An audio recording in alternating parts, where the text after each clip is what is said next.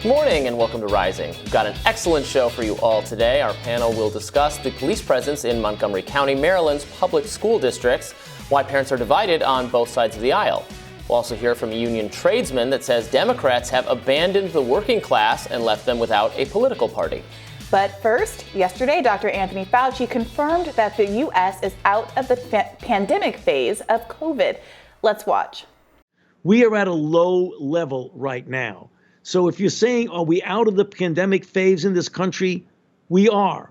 What we hope to do, I don't believe, and I've spoken about this widely, we're not going to eradicate this virus. If we can keep that level very low and intermittently vaccinate people, and I don't know how often that would have to be, Judy, that might be every year, that might be longer, in order to keep that level low. But right now, we are not in the pandemic phase in this country. Well, that's nice to hear him admit. How about that? It's nice to hear, but it would be nice to have some specifics on what it even means to be in the pandemic phase of the country. Are we talking about the number of raw infections? Are we talking about the fact that we have different kind of tracking standards that we've had in the past and it's difficult to even assess what's going on?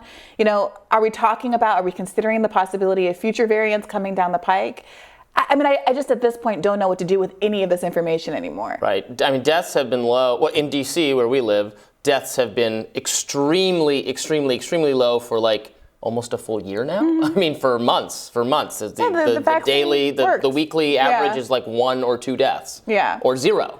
So haven't we then been out of the pandemic phase unless it's just cases? And we know cases is a useless metric. Yeah, it's frustrating to see him come on TV at this point because I think a lot of people in good faith are craving some genuine understanding about what's going on. But there is none and there hasn't been any for a while. It's felt like all of the messaging has been politically motivated for a very long time. And so this just feels like empty bluster seems more political almost because it is so empty. We're heading into obviously a midterm election year. We know that a big part of what Joe Biden's, claims were when he was, getting into office in 2020 was that he was going to resolve the pandemic. So it does feel like every comment from the administration has that veneer of this is all making us feel like everything is fine and everything is over. And I know that there's plenty of people on the right who would love that to be the case because that is part of their broader political narrative. But I am distrustful of all of these authority figures, frankly, and I just would like to know more specifically what's going on. And why did he say, so Fauci said that he's not going to attend the White House Correspondents' Dinner stuff out of fears of COVID, which then I think clashes entirely with what he just said, which is fine. I don't even know why he would go to this. This event shouldn't even be held in the first place because it's stupid, not because of health risk, but because the event is stupid. And Fauci doesn't need to be involved in it, so I don't care that he's going to skip out on partying and that whole, the whole watching the political class and the celebrity class party maskless and take all sorts of COVID risks that they then disdain other people for taking, while the serving people are masked up. But does that give you any pause? Does it make you concerned that there are, for example, it's not just, Fauci not wanting to go to a mass event. If he's the expert and he doesn't want to go, does that make you feel at all like maybe he knows something that I don't know and we're all being cattle herded back into public spaces because we have to keep businesses open and there's economic reasons for us to want to keep going on? You see Kamala Harris getting COVID and taking more time away from the office and the CDC recommendations. It's a little bit, do what I say, not what I do from the experts in the room. I get what you're saying. Now, I think they enjoy the performative over caution still.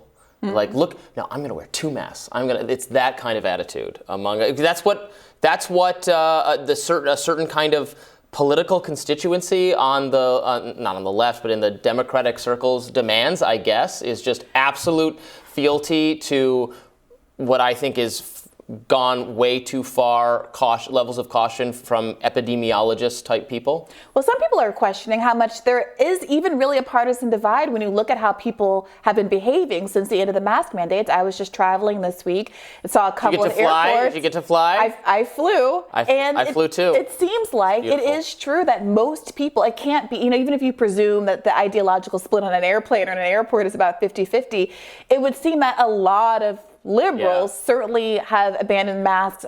There were very few people who were masked either on the plane or in the public spaces. That was true of my flight as well. That was true in Reagan Airport, which actually surprised me. I thought there would be more continued masking because I remember when the CDC and even Team Blue kind of broadly agreed that, okay, you don't actually have to wear a mask outside. People still did it here in like half or maybe close to half. I remember because I counted once on my way to work, and then I posted about it on Twitter, and everyone like screamed at me that I was harassing people by just like counting whether they were wearing a mask or not. And they're like, well, that wasn't really an experiment. I'm like, sorry, I didn't ask the Ministry of Science for permission to count this.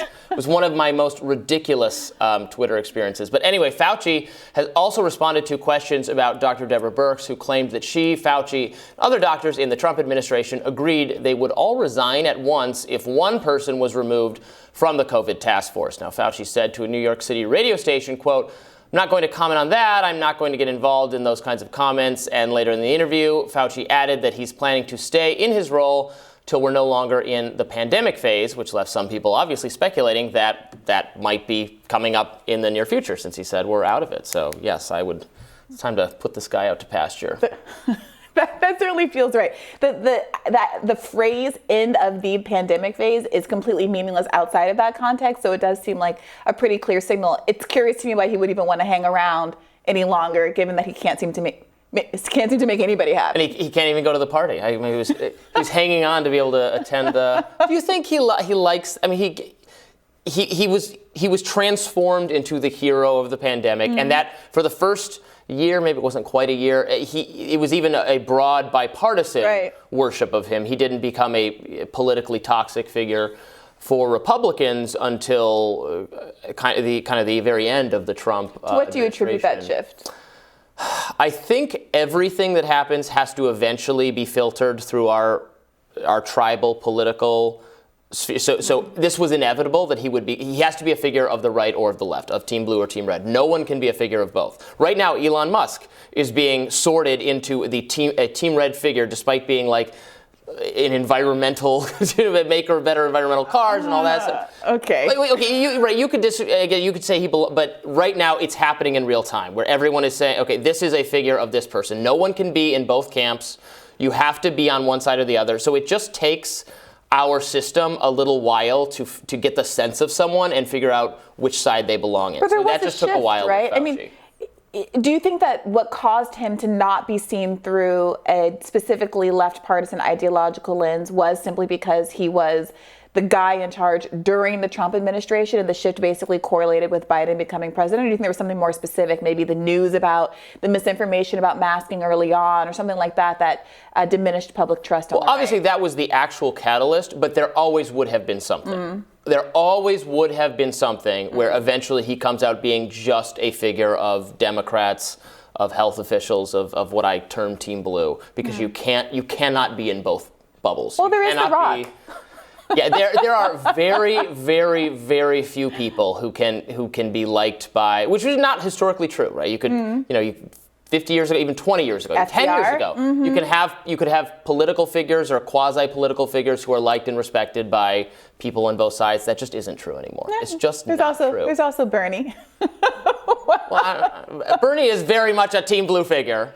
Well, look, when you look at interviews with people on the right, what they often say about Bernie Sanders is, look, I don't agree with his prescription on how to fix the world, but I believe that he believes it, and I believe he's a good guy acting in good faith. I like Bernie. He's a popular guy both in the Senate and in the streets. That's what you get for being a political independent for 40 years in Congress. Maybe. We'll debate Bernie at another time, but in other news, the Daily Mail is reporting that the CDC and FDA officials altered COVID guidance and even suppressed findings related to the virus due to political pressure. Federal investigators spoke to more than a dozen directors who worked at the agencies and exposed that political interference in scientific reports, pointing to fears that research was tampered with. Whistleblowers said they did not speak up at the time for fear of retaliation. So I skimmed this Daily Mail story, and it didn't make me. It made me think. Okay, is that wrong? Like the CDC, the agency is not democratically elected or right. It should be accountable to the people vis-a-vis the political process in some sense. Like I'm not outraged by some of our government officials, like our elected officials, even the Biden administration, saying, "Excuse me, what you're telling us is insane, and nobody's going to do it, and we need better guidance from you," or like this is like that should happen. Yeah, I mean, I think the idea of having an independent agency is that you should, they've been granted the authority to have independent trust because something like science shouldn't be political. But there is always the concern about checks and balances. And that's why there are, procedures to take in the context of administrative law and guidance. And part of what we're talking about with the mask mandates is one of those checks and balances on an administrative body.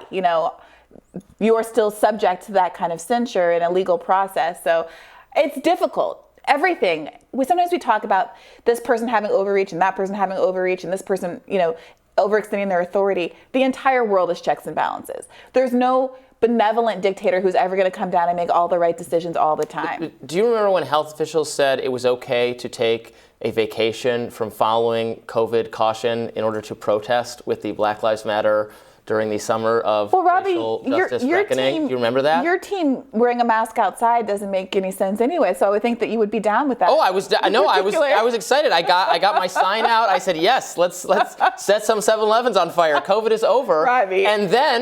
And then they took it back. It was only allowed for that. So I do think that there's obviously an inconsistency in the way that some conservative protests were covered as, oh my God, it's a viral contagion, whereas exercising human sacrifice. That's how it was literally described. It was framed differently. At the same time, I do think, whether or not you think it was effective, there was a degree of mask wearing that was happening and spacing out that was happening at progressive protests, and you have had these super spreader events. They were shouting, they were singing, they were wearing masks. You do have these super spreader events that seem to have emerged repeatedly, not just from conservative protests. I don't think that there's any documentation of that, but these official conservative events where there is this pomp and circumstance, this COVID theater, which again, we've seen on the left as well, but like in the State of the Union, for instance, but this COVID theater where you have Donald Trump taking down half of Congress, it seems, and some future Supreme Court justices. The Rose Garden massacre? Right, yeah. Right. And that is also not a good model to be setting for the general public. So again, I don't mean to both sides this, but it does seem to be the case that I understand completely why anybody on any part of the political spectrum would feel like they can't rely on anybody but their own research. Yeah, that was the moment I thought for certain Trump was going to lose, was when everybody got sick at that. There was like, how could anyone look at our government right now and say they have any plan to stop this virus when they all just got it? Right. Not a good political moment for them. All right. Well, I'm looking forward to hearing what's on your radar next, Briahna.